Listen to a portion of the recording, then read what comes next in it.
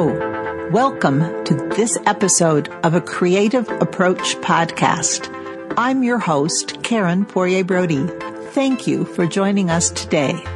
Remember to visit the website www.acreativeapproachpodcast.com, where you will be able to access show notes from today's episode and our past shows. We have a Facebook page too, and a group page where your show comments are welcome. I also want to take this opportunity to thank my Patreon members for their support of the show. Kathy Cano-Murillo is my guest. She's a vibrant, positive, and inclusive woman with a creative history that includes being an artist, crafter, and speaker. She is a writer, both a novelist and an author of craft books. Kathy combines all these pursuits with life as a wife and mother. She adds to this description by saying she's a third-generation Mexican-American, left-handed middle child born under the astrological sign Sagittarius, who owns 5 Chihuahuas. Visit her website at craftychica.com and listen now as Kathy joins me today to discuss her gospel of glitter and her creative approach to life. Hi, everyone, and welcome to a Creative Approach podcast. I'm really happy to have as my guest today Kathy Cano-Murillo, who is a designer and author, among other things. In fact, that's what we're going to do a little bit now, is just find out a little bit about Kathy. Hi, Kathy. How are ya? Hi, Karen. I'm doing great. I'm calling in from Phoenix, Arizona. Yeah, that's just awesome. It's not too far away. And in fact, I've been to a couple of Kathy's local events, as well as meeting her at the Craft and Hobby Association, now known as the AFCI, the Association for Creative Industries. Uh-huh. That's getting to be quite a mouthful. Yeah. Okay, Kathy. Now, right now, I think we know you as the Crafty Chica. You are also sort of a queen of glitter. And what are you currently right now as the Crafty Chica? Or what are you currently doing? I guess that's probably a good general question, but sure. I have an idea, but maybe we can get into the specifics. Well, there's always a lot of things going on. Design-wise, I just finished up designing a second round of products for Sizzix. So there's like a pad of scrapbook paper and some really cool dies. I love designing the scrapbook paper. I had never done that before professionally. I did it for myself, for my own projects. So that was really cool. And I had another artist, Crystal Dominguez, who designed scrapbook paper, Latino-inspired scrapbook paper. She helped lay it all out for me. And so that's been really exciting. Oh, that sounds really fun. Yeah. It was really fun to work with her. And she's just super talented. And I learned so much about graphic design.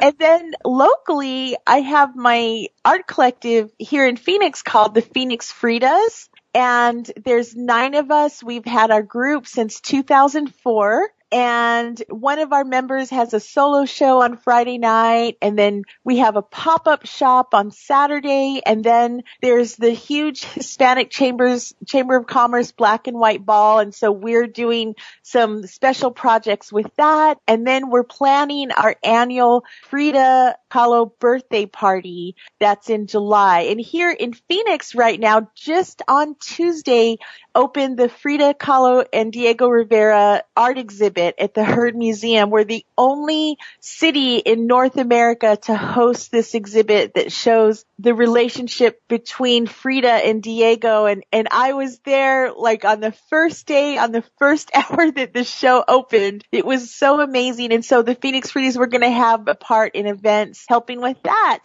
And aside from that, I'm working on a new book manuscript. And lots of blogging, lots of speaking and traveling and just living a creative life. I always have my journal with me no matter where I am to document all of it. Oh, that's great. What a good tip, I think, to have your journal with you. I'm pretty good when I'm traveling, but at home, I think I should do more journaling. Yeah, because, when we travel and we're out places, we take a lot of pictures and it's so wonderful and artful to work in our journal. But you know what?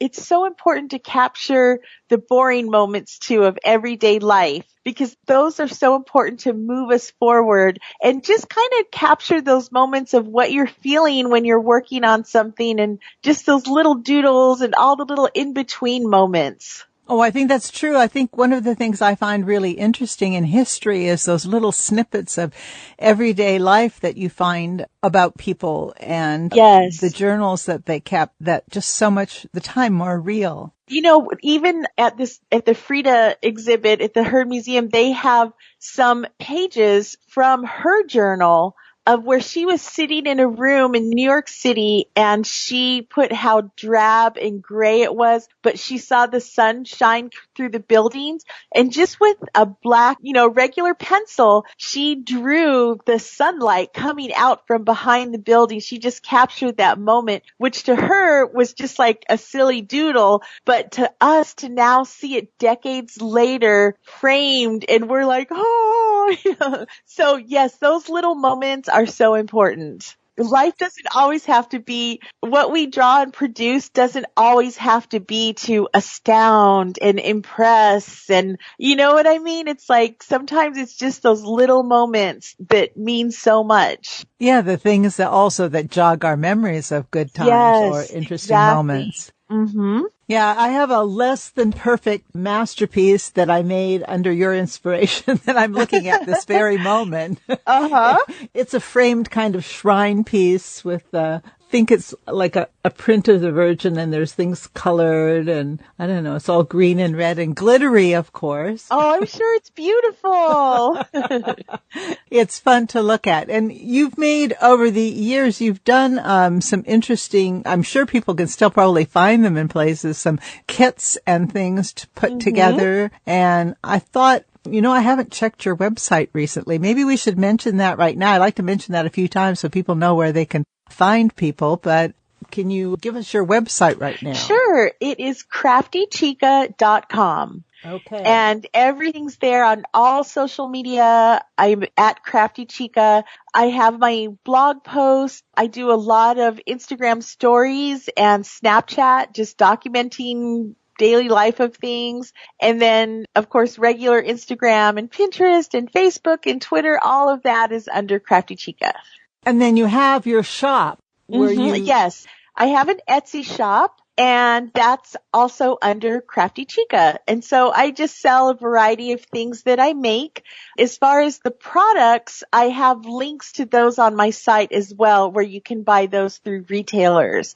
But, I go through phases where, I'll have my store up and running, and then I'm like, okay, I'm going to close it for a few weeks. Like, I just need to take a breather, and I just want to relax and go check out all these art exhibits. And then I'll open it back up again. So I'm not like your traditional merchant where every day is like, sell, sell, sell, sell. I just make stuff and I put it up there, and it's just very organic. But you have some wonderful things available on your shop. I just went over there to check things out. And because you really celebrate your Hispanic culture. Yes, yes. I'm third generation Mexican American. And in Mexican culture, crafts are huge, especially recycling. And there's so many play on words with things. I saw a really cute one recently, that said like, taquero love, and it's playing off of the Mexican food, and it's just so cute. I mean, all the different puns, and so I love having fun with that. And then even just the food products of the cans are so colorful that you can cut them up and use them through a die cut machine or turn them into candle holders or lanterns. I just love that inspiration that everything is fair game. And it's not just in Mexican culture. It's in all different cultures. You just tap into that and bring it through in your work. So I really love to do that a lot. Yeah, well, you inspire a lot of people to get in there and do those things like you do. But I love how you just embrace it with such incredible enthusiasm. Oh, thanks. I'm always trying to think of new things. I just posted a picture on Instagram today. Cascarones, the eggs, the confetti eggs. Oh, yes. Well, today I showed how to use gold leaf instead of tissue paper. and just to give them a little bit of a classier look. And then I put sequins inside and glitter. So it's just always adding a new twist. Well, that's great. Yeah. And just kind of looking here, your blog is so beautifully colorful with a lot of your products, and you theme things for different occasions. Mm-hmm. Like I saw the Valentine's and the... Yes. When I first started my blog, it was like 2001, and it was strictly documenting life as, a writer during the day, as a newspaper reporter, an artist by night, a band wife because my husband's a musician, and a mom of 2 kids and 5 Chihuahuas. So all the crazy things that happen. And then I started sharing pictures of things that I would make, and then I started sharing tutorials. And then it became kind of like just all craft tutorials. And I realized that I didn't want to just get locked into craft tutorials, that it's really more of a lifestyle of being a crafty chica. We all know that because you use that crafty sense of mind in everything from the movies that you choose to watch or the books you want to read or the places you travel to. So now I have my site where I like it because it's a little bit of everything. I call it DIY Latina Lifestyle. So it's all things fun to do in your life. And you do fun things. I mean, I believe I recall that you actually glittered a floor. Yes, my art studio floor. I was going to paint it with the garage floor epoxy, and it came with a little bag of black and white flakes. And I thought, you know what? If you can put flakes on the floor, why not glitter? So I ended up, glittering the floor, and I have the tutorial on there for that. And I did that a few years ago, and I have so many people that send me links to their glittered floors that they did either in their bathroom or on their patio or even on their garage floor. So it's been really fun. That's my favorite thing, is when you post an idea and people actually do it and send you pictures. That is like the best compliment ever.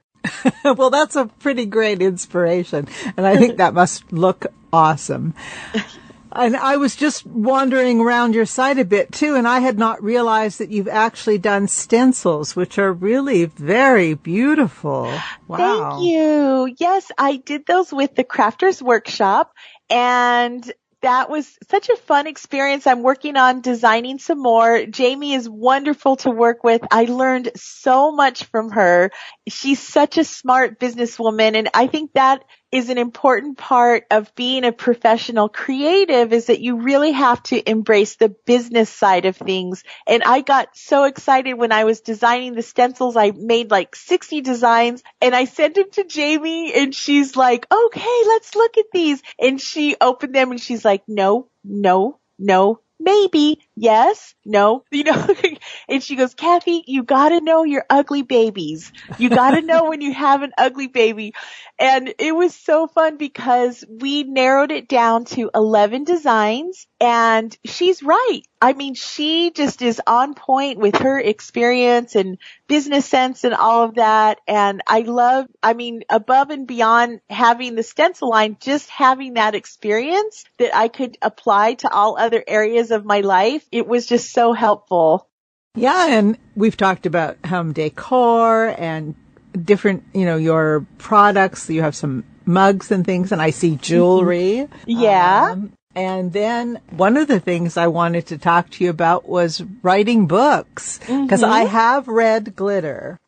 Oh, Waking Up in the Land of Glitter. Yes, that was the first one.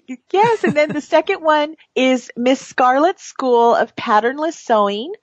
And that one, they're all about creative women, because we know as artists, we create, something drives us to create some kind of angst or passion or happiness. What is it that happens in our lives that pushes us to make something? So the novels are about those stories of like what pushes you to make something. And so like in the first book, it was a snooty artist girl who judged everyone, but never actually made something herself until her friends and her parents back her up in a corner and say, you gotta walk the walk. And walk the talk. And then, another lady, like, she loves to make things, but everything comes out ugly and no one will tell her. And then she finds out the truth because she overhears her friends making fun of her. And she ends up becoming a speed crocheter. Like, she had no idea she had these skills. The second book is about a fashion blogger who sews, and she's also an engineer, and she's following the path of her family of going to college and becoming an engineer, but that's not her passion. And so her parents are upset with her that she wants to become a fashion designer. And so it's like that one, Publishers Weekly actually compared it to fried green tomatoes because it goes back and forth from, the 40s to current day. And that just made my when I saw those reviews, I was so happy. And they all have craft projects weaved in of what the characters make. And the third one I'm working on now, it's about a cake decorator. Oh, wow. Well, those are all really fun. Were you always a writer, or is this? Yes, that's how everything started. In 5th grade was when I first got the bug because, I was like this little chubby Mexican girl in a non-Latino school. I felt like such a nerd and I would just try to be invisible. And in our creative writing class, we had to draw a picture and write a little story. And my teacher, she would have me go up and read my story out loud to all of the 5th grade class. And to see people laugh and clap and embrace what I was doing, like suddenly I became cool because I made them laugh with my stories. And she told me, she goes, you need to continue with this. Like, I hope you continue to write for the rest of your life because I can tell you love to do this. And I never forgot that. It just shows the impression that teachers make on us. And so I just never stopped. All through high school, I was on the newspaper staff, and then I worked at the Arizona Republic, and I just knew I wanted to segue into writing women's fiction, and I didn't stop until I got a publishing deal for it. That's really wonderful. And I think you're right about teachers having such a powerful influence on kids. But not only that, at that same school, I also loved art class and craft class, but my pictures never were chosen to be hung on the cafeteria wall for parent-teacher conferences. And then I never got a good grade in the classes. And then I think that stuck with me also because when I was first starting my career of Crafty Chica, there were moments like when I was designing products and things, I'm like, take that, art teacher. Oh, wow. It like felt good to say, is this good enough for the cafeteria wall? Oh, no. Isn't that funny? I know. Yeah, so there as well. Yeah, we all have that. Us creatives, we're like the ones that we process all the emotions through our artwork. Oh, I think that's true. I mean, I was really devastated when I was very young by a teacher being very critical of my art. And as I grew older, I realized that what she wanted was just, the standard regular stuff. And I was actually being very creative, and my ideas were good and probably should have been encouraged. But yeah. And we don't know the story of the teachers and why they are the way they are. And I mean, if only they realize how much impact they have, what kind of lasting impression they're going to make on those kids. I wonder if they realize that. Yeah, I don't know. I mean, I think one of my kids is still recalls being sent outside the classroom for some misbehavior and then sort of being forgotten about. Oh my God. And it really traumatized him terribly. Oh my gosh. Yeah. And I didn't even realize how much it traumatized him till years later. I mean, at the time I kind of tried to reassure him and blew it off a bit. And then I found out later just how awful that was for him. Oh, yeah, exactly. It's like we don't realize the lasting impact. Exactly. Good or bad. It can go either way. And so Now, you have a very creative family. Did it start that way? I mean, you grew up in what, the Phoenix area all your life? Yes. Well, my dad was very creative. By day, he worked as a civil engineer for the city of Phoenix, designing the streets and things like that. But growing up, he designed model cars. He carved jewelry. He had all different businesses where he would make money from his crafts. And then growing up in the household, he didn't do that as much because he was always working. And it wasn't until he retired, and I think when he realized, he had got cancer and, he didn't know how much time he would have, that he really started sharing all these stories with us of all of these creative things he did as a kid. And I found newspaper articles about the different crafts, like he designed these model cars and won the Ford contest, and they sent him on a train all the way from Phoenix to Chicago to get this award and be featured. And he was like a 16-year-old Mexican-American boy in South Phoenix, like winning this national contest. It was pretty amazing. And I was always like, oh my gosh, Dad, like this is huge. So Yeah. I definitely carry on that spirit. And his mom, my Nana Cano, she is very, very creative. And going back to 2 earlier generations in Zacatecas, Mexico, my ancestors from there, they were blanket makers. They worked by day on a ranch, and then their side business was a blanket weaving business. So like those colorful, beautiful striped blankets. Yes. I adore. So I come from generations of makers. Oh, wow. And I did not even realize the family history about the blankets until just a couple years ago. I had to do this special project for PBS where we had to tell our immigration story. And my immigration story goes back to my great-grandparents when they came from Mexico over to the United States. And I interviewed a bunch of elders in my family, and they told me these stories. And I'm like, here I've gone my whole life, and I didn't even realize that. So I encourage everyone, go talk to your grandparents, your great-grandparents. Find your family history, because you will find those connections to who you are today and what you love to do. Oh, yeah. I think really very nice to do the in-person interview with the oldest member of your family and then the others. But, I love genealogy and finding out my family history. I'm amazed at the number of stories I've been able to find that generations before me have actually forgotten. So it's kind of nice to point out to them that, these are some wonderful stories, and thank goodness some branch of the family way off where remembers. Exactly. I know. Yeah. And now I told my kids, because they're both creative in their own way. My husband and I, he got me into painting and doing crafts, and he's a musician and a fine painter. He does fine arts. And when we got married on our wedding night, we were like, let's make a living of art, music, and writing. And we just celebrated our 27th wedding anniversary. And we still are doing art, music, and writing in some way, shape, or form. And our kids, my daughter, she started a YouTube channel at 16.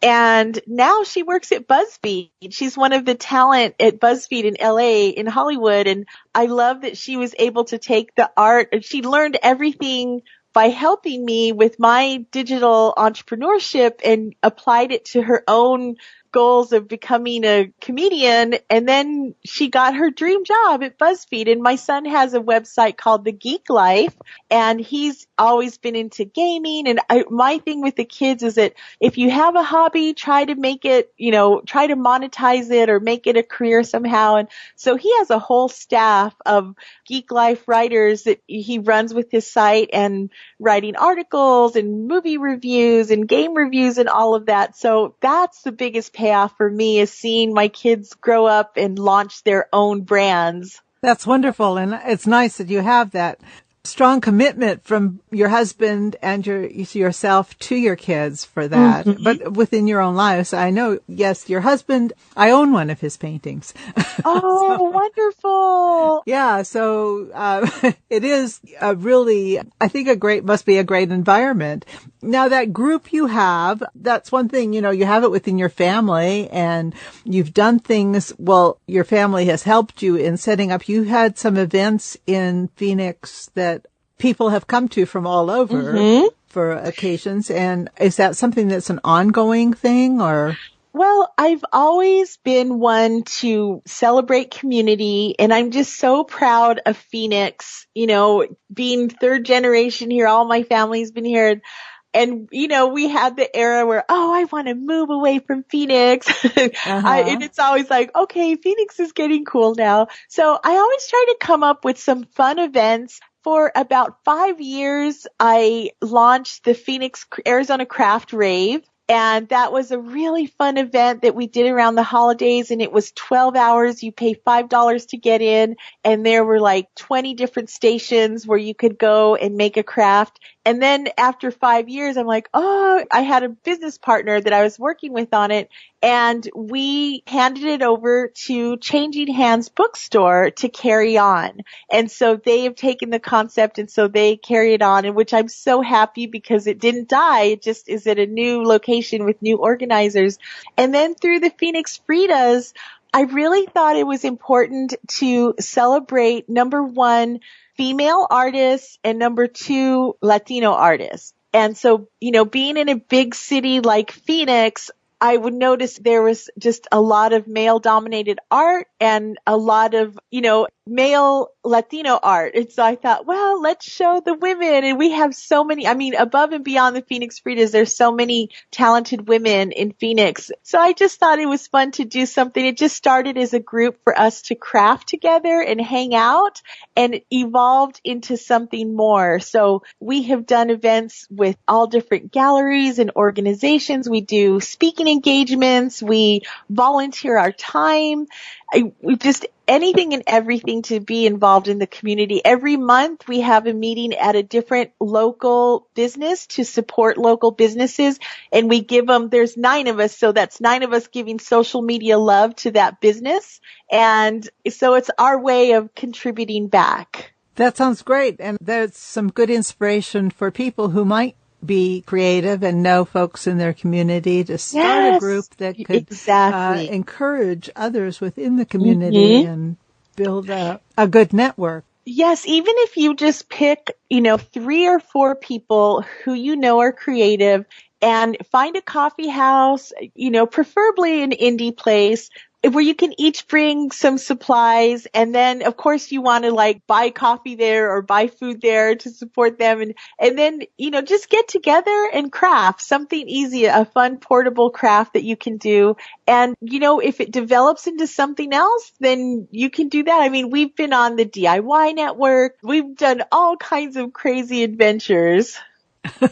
It sounds fun. And these media events that you're talking about, because you mentioned a little earlier something about PBS. Was that a local program of getting the immigration story, or? No, actually it was a national TV series. And then they asked different Latina and Latino influencers from all around the country to share their immigration story on their blog. And so as an influencer, I write stories about all kinds of things and work with different clients and companies and things. And so it was part of the promotion for the PBS series. And it was nice because I could put it on my site, and then PBS, they shared it through all of their channels. So it brought a lot of national outside traffic that normally wouldn't know about Crafty Chica to my site. Right. Now, is that something that's still available through PBS, that we can go to their site and find it? Yeah, I believe I can look up the article on my site because I linked over to it. Okay, and if you could send that to me and we could put it in the show notes. I will, because I'm pretty sure that they archive the programming somewhere. Right. And so maybe it's on repeat, especially during Hispanic Heritage Month. I'm sure they'll show it then. Oh, that'd be really good. Well, we should include something like that in the show notes. And again, of course, for people who want to know more about you, I think we should mention again at this point in the show, your website is craftychica.com, right? Uh-huh. Yeah. craftychica.com. Right. And now we were talking a bit, your family background. Did you just sort of get into things right after high school? Did you do any kind of college classes or any art school training or anything? I didn't, because going through the school experience of never getting a good grade and never having my art chosen for anything, even though I was very creative and I loved to make things, I never thought I could take it serious or do anything where I would actually show people, because I didn't think I was good enough, obviously, because my teacher didn't think so. And it wasn't until I met my husband and I was managing his band. And this is kind of a funny story because we were just friends at the time, and he would have his concert and I would go dance on the dance floor and have fun. And then at the end, he said, you know what? You should make stuff to sell at a little table, like instead of just having nothing to do during the whole show. And I'm like, but I'm having fun. I'm dancing. And he goes, no, you should make stuff to sell. He goes, I'll come over and we'll make some stuff together. And we had so much fun, like making boxes and magnets and earrings. And I set up the table and I started selling every single show. Some nights I would make more than the band made. And after we were married, my husband told me that he did that because he was jealous of me dancing. And so that was why he encouraged me to, like, he put me to work, you know. But he was the one who really pushed me to let go of the doubts and all the self-criticism that my teacher had planted there from school. And he was like, that was then, this is now. If you love to do it and you make it, the proof is if people buy it. And people bought it like faster than we could make it. And that's when it felt so empowering to let go of. And that was one of my first life lessons of, you know, you take what people say and do and see what you can pull to make yourself a better person.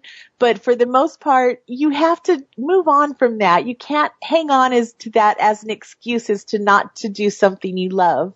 And, you know, even evolving after we were married, I'm like, I can never draw. I cannot draw. Patrick, can you paint this for me? Can you draw this? Can you draw that? And one day he said, you need to learn how to draw. And so he sat me down and he's like, here's the face, you know, the nose lines up with the ears. And he goes, you can do it however you want, but at least know the basic composition as kind of a starting point. And that helped me so much. And so he pushed me to learn how to draw. And so it's always evolving. You know, we're never going to be perfect at anything.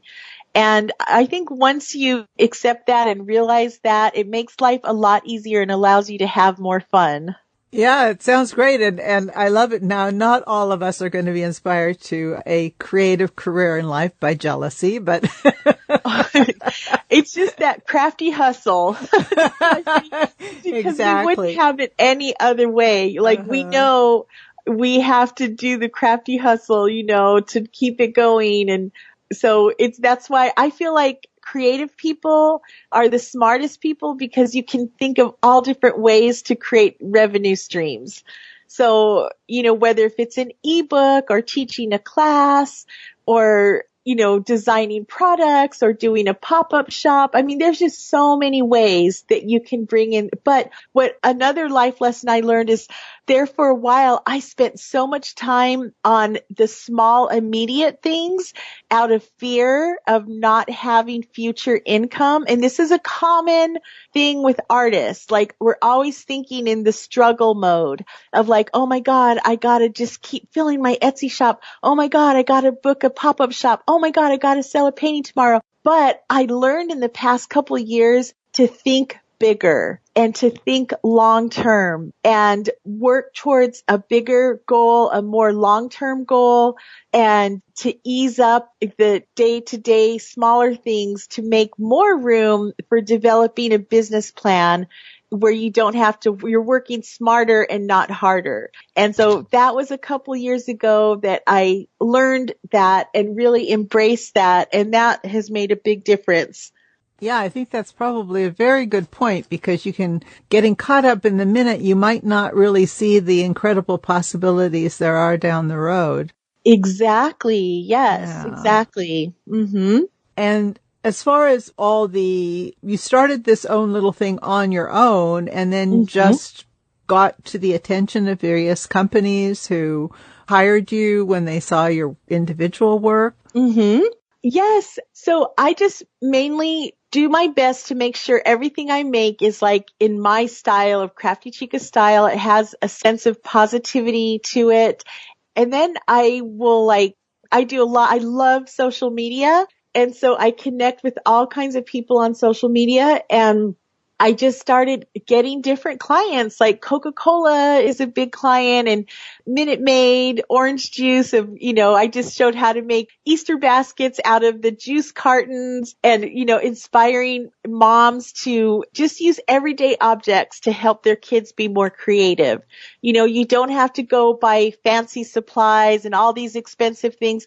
You have all the tools right there in your house. And it also helps from a sense of critical thinking and engineering of like how to dissect a box and, to be able to make a box and the handle to make it sturdy. There's just so many elements. I love having that aspect of things. In travel blogging, I did a thing with Springfield, Missouri last summer where I spent a week out there doing all creative things and came back and wrote articles on glass fusing and beading and yarn and all these creative. So it expands beyond just designing a craft project. So it's, finding ways to incorporate creativity through travel blogging, through food. I had one account with cacique cheese, this Mexican cheese, and I was so nervous because there were all these fabulous food bloggers, and I thought, you know what? I have to hit it out of the park. So I got some sugar skull cookie cutters, and I made sugar skull empanadas. Normally empanadas are like folded over. It's a circle, and you fold it over. Kind of like a crescent, yeah. Yeah. So I used the cookie cutter, and then I cut up the dough to make the eyes and the teeth and everything. And they came out so cute. And it was funny because some of the other food bloggers were like, why didn't I think of that? It's just really thinking out of your, not going for the obvious and thinking outside of your element of how you can apply creativity to anything at all. I even have music columns on my website because we listen to music while we craft, and movies, artful movies that, show about the experience of that. So I just love to incorporate anything and everything that relates back to creativity. That's awesome. Well, your exuberance is fantastic. I mean, when you had the rave in Phoenix, when you were doing those, I attended a couple of those. Well, I have family in that area, so it was really fun to, visit. And then we all went to oh my gosh, the events. So that was always, and we always had a great time because your fun personality comes off in all of the things you do, which is great. Thank you so much. Thank you. Those are fun events. My favorite time was this guy got up on stage. I don't know if you were at this one event, and he just had a guitar and started singing La Bamba, and all the crafters at the craft rave stood up and started dancing. It was like so fun to see the whole room just like, it takes a lot to put down a paintbrush or a glue gun. So it was just really cool. And then I do the Crafty Chica cruise, and that's where we go to Mexico and do an 8-day cruise, and we like craft the whole time. And so just anything that. Well, I don't see that on maybe I'm looking at the wrong place on your website. We did it for 10 years up to 2016. This year I took a year off. And I'm working on 2018 if I'm going to do it for 2018. So we'll keep our eye on your website in order to see if you're going to be doing that again? For my newsletter, because I usually I announce it first on my newsletter. So can one subscribe to your newsletter through your website? Because I'm looking at that now here. Let's see, where would we find that to subscribe? Okay. You can go to... Oh, right at the very bottom. Yes, there you go. Yeah. Okay. I found that. Well, I'm going to do that. Oh, good. Because that sounds like a lot of fun. That would be a very good thing. So where in Mexico you go on... We usually do the Mexican Riviera. One year we left out of New Orleans and we did the Caribbean. Mm-hmm. I was going to do one for 2017 that was to Puerto Rico, but the cruise line canceled it. Oh. And so I thought, well, we'll just take that year off and relax. So probably in 2018 we'll do something. Oh, that sounds like a lot of fun. Well, so folks, you can go to craftychica.com, and there you're going to find at the bottom of the page a place to sign up for Kathy's newsletter. And then at the top, you have categories about your blog, business, and as you said, food, lifestyle, podcasts, shopping for your Etsy shop, and videos. So lots of links available there to explore your very creative world and your creative approach to life, which is full of fun. Oh, thanks. And some wonderful things related to your heritage. I think this is just awesome, Kathy, really. Oh, thank you so much. Thank you so much for allowing me to share my story. And, you know, my main message to people is just keep doing what you love. You know, find out what that is. We all know what it is. And you just have to stop making excuses as to why you can't do it. You have to find time in your schedule and maybe take some things out of your schedule to make room for doing more things of what you love. And I guarantee, I mean, when I went to start writing my books, I'm like, I work full time. I have 2 kids, an art business. I do not have time to write a novel. So I I just kept a time journal for a week, and I realized all of these pockets of time when if I really wanted to do it, I could do it. So, you know, take time to do that, whether if it's learning to draw. And it's so much easier now because there's so many online classes and videos and everything that you can do.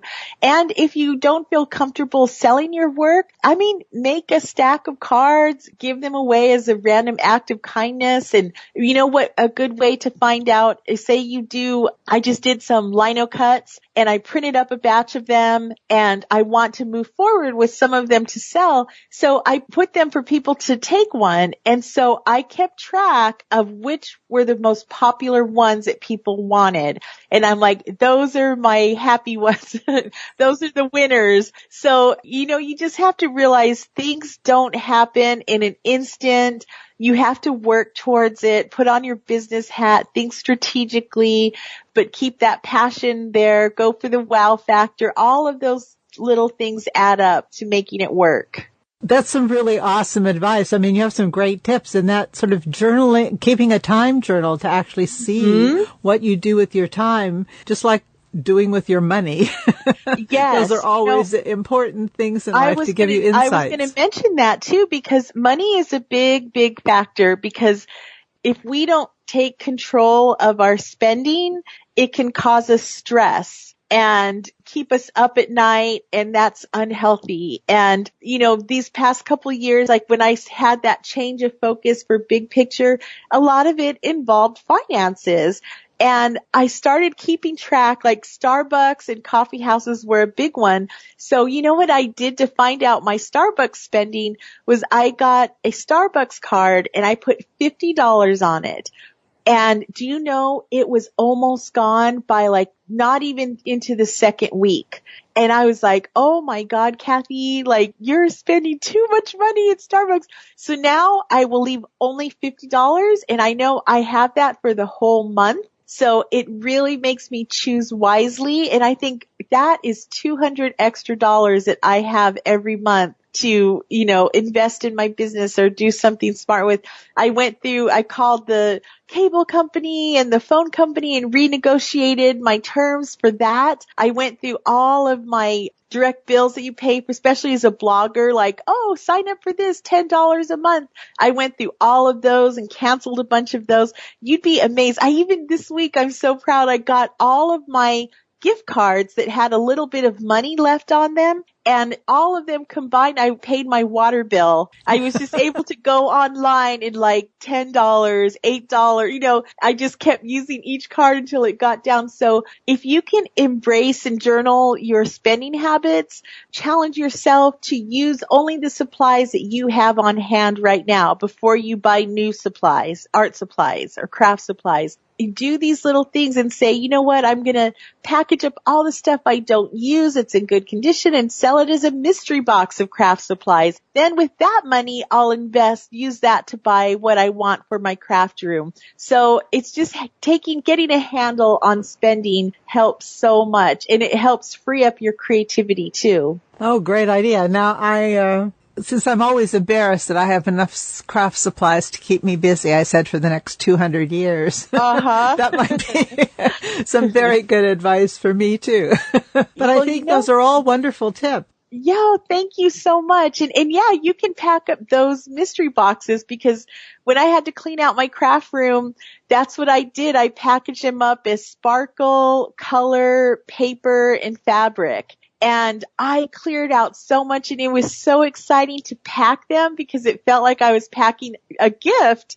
And then I used the money to buy the cabinets for the art room and just to reinvest it back in there. So yeah, there's always a way to do something, but I know it's so addicting to get new craft supplies. There's so many cool things on the market. Oh, there are. They keep coming out with beautiful things, just like you come out with some great products. Yes. Now, yours are absolutely gorgeous. I love them. Thank you. And I love that celebration of your culture. It's great. Oh, thank you so much. I think that's a wonderful thing to have embraced. Well, I have really enjoyed talking to you today. It's been great fun, and I'm sure that the listeners have enjoyed it as much as I have.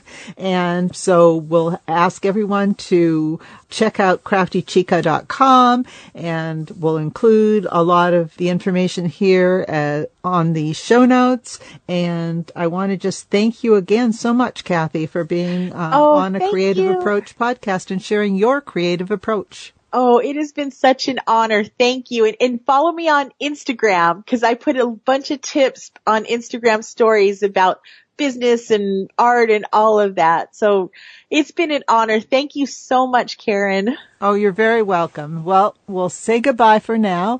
And thanks, folks, for listening. Thanks so much for listening to a Creative Approach podcast today. I hope you'll subscribe to the podcast on iTunes or Stitcher if you've not already done so. Please check our A Creative Approach podcast Facebook page, where I keep you up to date on our latest episodes. I'd love you to become a member of the Creative Approach podcast Facebook group, where you can share your thoughts and where you'll find additional news posted. Also, check out the website, www.acreativeapproachpodcast.com. My team and I are working on developing a great home for fans of the show. At the site, you'll find a resources tab where some of my favorite products are listed. I may receive some income from affiliate memberships of these products. Be assured that these are brands and products I use and love. The website also features a Patreon page tab for those who want to offer some monetary support for the show. I'll talk to you again with another interesting guest on the next episode and sign off today with best wishes in your creative approach to life.